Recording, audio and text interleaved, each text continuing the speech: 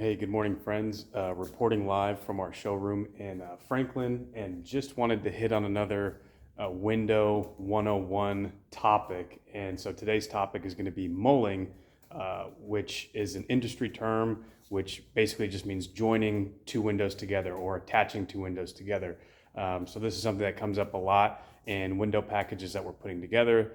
When to factory mull a set of windows, when to do it in the field, whether to just frame them separately. So let's just look at a couple of options. So we have some great displays to help illustrate this.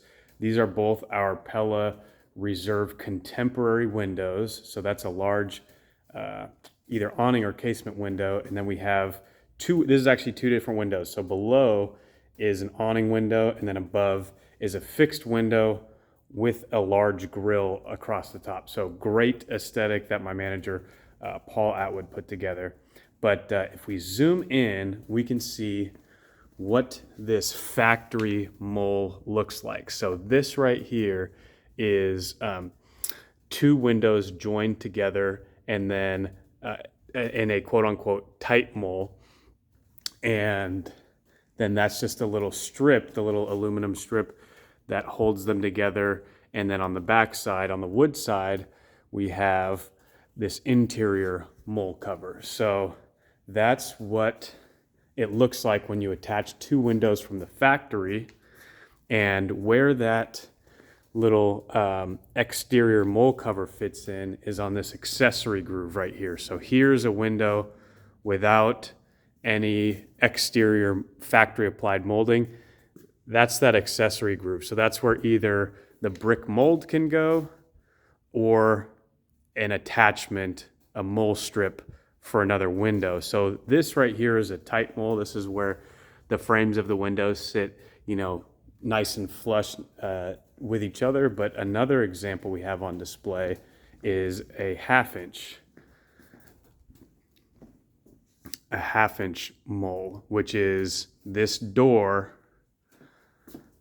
attached, and this is a field mull, so this was done after the fact because there's a lot more going on here.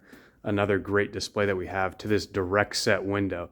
So you can see it's a little bit thicker of a strip, a little bit thicker of a cover, because we put a larger distance between the window and the door. And from the factory, we can go up to 4 inches.